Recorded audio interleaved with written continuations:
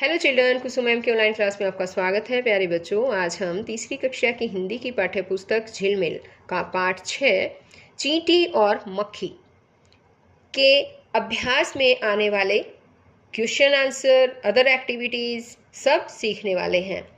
तो वीडियो को शुरू से लेकर अंत तक पूरी देखें ताकि जितने भी क्वेश्चंस मैं आपको समझाऊं उनके आंसर आप आसानी से याद भी कर पाएँ और समझ पाएँ।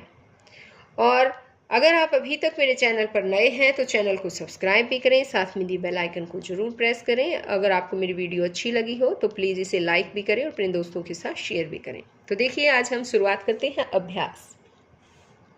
आइए शब्दों के अर्थ जानें। पचती मरती यानी कि मेहनत करते रहना। झल्लाना, झल्लाना का मतलब होता है खींचना। कतराना यानी कि बचना। सभी बच्चों को ये वर्ड मीनिंग याद भी करने हैं और अपनी कॉपी में भी 2-3 बार लिखने भी हैं।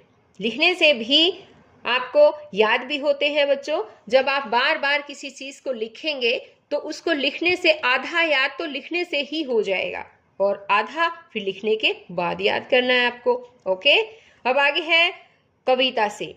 चींटी अपना पेट कैसे भरती है? चींटी मेहनत करके अपना पेट भरती है।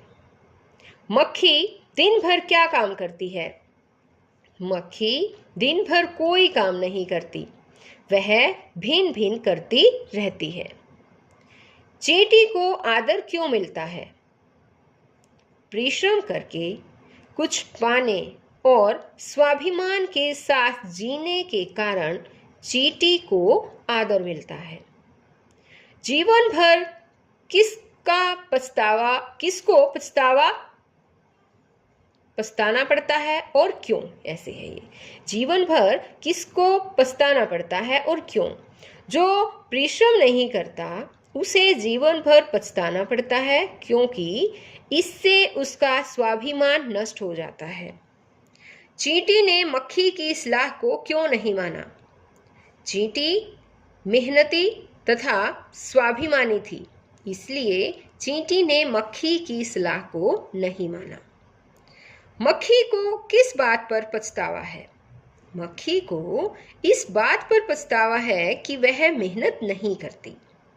तो ये थे इसके क्वेश्चंस और इनके आंसर। और एक और बात बच्चों, आपको ये सभी क्वेश्चंस के आंसर जो है वो अपनी बुक में नहीं लिखने हैं। आप ऐसे लिख नहीं पाएंगे, यहाँ पर जगह कम थी, मैं भी थोड़ी मुश्किल से ही इनको लिख पाई हूँ। मुश्किल से ही मैंने ये सारे वर्ड्स जो हैं वो एडजस्ट किए हैं, लेकिन आपको अपनी कॉपी में लिखने हैं और फिर इनको याद भी करना है और याद करके अपनी मम्मी को भी सुनाने हैं। आगे है आपकी बात। आप कब कब व किन पर झल्लाते हैं? तो अब मुझे बताओ बच्चों, क्या आपको भी गुस्सा आता है? और बताओ कि कब कब झल्लाते हैं और किस पर झल्लाते हैं? बताओ शहबाज, कब झल्लाते हैं? हाँ, अब झल्लाते होंगे जो उन लोगों पर जो ना तो खुद काम करते हैं ना दूसरों को कुछ करने देते हैं, है ना?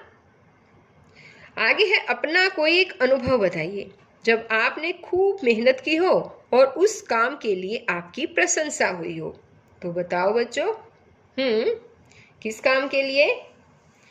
हाँ, हो सकता है कि आपने कुछ आपकी मम्मी की किसी काम में मदद कर दी हो या अपने पापा की किसी काम में मदद कर दी हो, है ना? और उन्होंने आपको शाबाशी दे दी हो। तो ऐसा तो कई बार होता है ना? तो वो आपको बताना है यहाँ पर। आगे है चींटी बोली, नरी नाना। चींटी ने मक्खी की बात को इस तरह से स्वीकार नहीं किया। आप जब किसी बात को स्वीकार नहीं करते हैं तो किस तरह से बोलते हैं? मुझे बोलकर बताइए। तो आप भी तो इसी तरह से बोलते होंगे, है ना?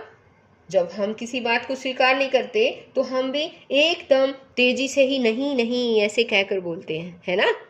अब आगे है जहां करे मन मैं उड़ जाऊं, जो जी में आए सो खाऊं। आपका मन कहाँ कहाँ उड़ना चाहता है? अब मक्खी तो कहती है कि जहां पर भी मेरा मन करे मैं वहीं पर उड़ जाती हूँ और जिस भी चीज का मेरे खाने का मन करे मैं उसी पर बैठ जाती हूँ और खा लेती हूँ, है ना? आपका मन बताओ बच्चों, कहाँ कहाँ उड़ना चाहता है? चारों ओर, ओके, वहाँ क्या क्या देखना चाहते हो? खेल के मैदान देखने चाहते हो, कोई खिलौने देखना चाहते हो, खाने पीने की चीज़ें देखना चाहते हो, तो ये सब आप बता सकते हो कि क्या क्या देखना चाहते हो। और आप वहाँ क्या क्या खाना चाहते हो? अगर खाने की चीज़ें हो तो आप तो, मुझे पता है आप बोलोगे कुरकुरे, आइसक्रीम, है ना, और मैगी, इस तरह से ही नाम बोलोगे आप, है ना। लेकिन बच्चों, आपको पता है ये इस तरह की जो भी फास्ट फूड है हमें वो बिल्कुल नहीं खाना चाहिए। जो भी घर में हमारी मम्मी बनाती है हमें केवल वही खाना खाना चाहिए, क्योंकि उसको खाने से हमें ताकत मिलेगी। और अगर आपका बाहर का कुछ खाने का मन भी हो ना, तो हर रोज नहीं खाना चाहिए। हफ्ते में एक दिन कुछ बाहर से खाना खा सकते हैं, कुछ भी चीज़ बाहर की, ठीक है। रोज रोज खाना आपकी सेहत के लिए अच्छा नहीं है, आपको बीमार कर सकता है। अब आगे है भाषा की बात। ब और भ का अंतर। ब और भ में क्या अंतर है देखो, अब ये सीखेंगे। चींटी से मक्खी क्यों बोली, सुनरी मेरी बहना भोली। देखो, बहना, बहना में ब आया और भोली में भ आया, है ना। इन पंक्तियों में बोली शब्द का अर्थ बोलना है और बोली में भी ब आया। बोली शब्द का अर्थ है बोलना तथा भोली का अर्थ है सीधापन। ब और भ के कारण दोनों में काफी अंतर है ना बच्चों। बोलने में भी अंतर है और इनके अर्थ में भी अंतर है। नीचे ऐसे ही मिलते जुलते शब्द दिए गए हैं, इन्हें वाक्य प्रयोग कर लिखें। तो देखो, मैंने यहाँ पर आपके लिए वाक्य बना रखे हैं पहले से ही। अगर मैं अब बनाती तो वीडियो लंबी हो जाती, इस वजह से छोटी वीडियो बनाने के लिए मैंने पहले ही इनको लिख दिया है। सभी बच्चों को मैं एक बार ये समझा देती हूँ, समझ भी लीजिए। यहाँ है बालू और ये है भालू। बोलने में अंतर है ना, बालू, ये है भालू। बालू क्या होती है? बालू रेत होती है। रेगिस्तान में हर जगह बालू रेत के टिब्बे मिलते हैं। और भालू, मैंने चिड़ियाघर में भालू देखा। तो भालू एक जानवर का नाम है ना। आगे है बला और भला। बला का मतलब होता है झूठ बोलना, बुरी बला है। इसका बला का जो वाक्य ये बनेगा, और भला, भला का वाक्य बनेगा, हे राम सबका भला करो। भला का मतलब होता है भलाई। अब है बात और भात। बात, बात यानी मैंने अपने दादाजी से बात की या मैंने अपनी मम्मी जी से बात की, तो बात का मतलब है बातें करना। और भात, भात का मतलब है जैसे दाल भात होता है, मुझे दाल भात बहुत अच्छा लगता है। बोली और ये है भोली। बोली, बोली का मतलब है बोलना, जो बोलने वाली जो बोली होती है ना, जैसे कोयल की बोली मीठी होती है। और भोली, भोली का मतलब क्या होता है? भोलापन, यानी चींटी बहुत भोली थी। तो बोली और भोली में भी कितना अंतर है ना। इसी तरह से है बाढ़ और भाड़। बाढ़, बाढ़ क्या होती है पता है? किसी भी खेत के चारों ओर जो है लगाई जाती है बाढ़। उसने अपने खेत के चारों ओर बाढ़ लगा ली है। बाढ़ लगाना बच्चों, बाढ़ क्यों लगाई जाती है? ताकि कोई आवारा पशु वगैरह जो है वो खेतों में ना घुस सके, तो उनके लिए बाढ़ लगाई जाती है। और एक है भाड़। भाड़, भाड़ होता है जिसमें चनों को भूना जाता है। भाड़ में चनों को भूना जाता है। तो भाड़ एक चीज़ का, जैसे हम मान लो है जैसे कि चूल्हा टाइप कुछ इस तरह से भाड़ होता है और उसमें अनाज को भूना जाता है, तो वो होता है भाड़। तो भाड़ का वाक्य क्या आएगा कि भाड़ में चनों को भुना जाता है।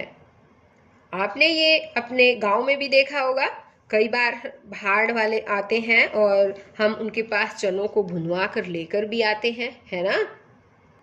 तो बच्चों, ये तो थे इस पाठ के अभ्यास में आने वाले कुछ क्वेश्चन आंसर्स। और अब ये पाठ तो यहीं पर ख़त्म होता है, लेकिन आपको क्या करना है, इसमें जितने भी क्वेश्चन आंसर आए हुए हैं उन सब को अच्छी तरह से याद भी करना है, समझना भी है और अपनी कॉपी में भी लिखना है। और इससे पहले भी मैंने एक वीडियो बना रखी है, इससे पहले बनाई थी इसी चैप्टर की, जिसमें मैंने ये चींटी और मक्खी की जो कविता है उसको अच्छी तरह से आपको समझाया था। अगर आपने अभी तक वो नहीं देखी है तो मेरे चैनल ऑनलाइन स्टडी हब की प्लेलिस्ट में जाकर वो देख सकते हैं, क्योंकि पाठ को पढ़ना आना जरूरी होता है बच्चों। सबसे पहले हमें पाठ को अगर पढ़ना आ जाएगा तो हम चाहे हमसे कितने भी क्वेश्चंस पूछ ले, उन सभी क्वेश्चंस के आंसर इजीली दे पाएंगे। तो आप वो वीडियो भी जरूर देखें। तो बच्चों हम फिर मिलेंगे नेक्स्ट वीडियो में, तब तक के लिए बाय बच्चों।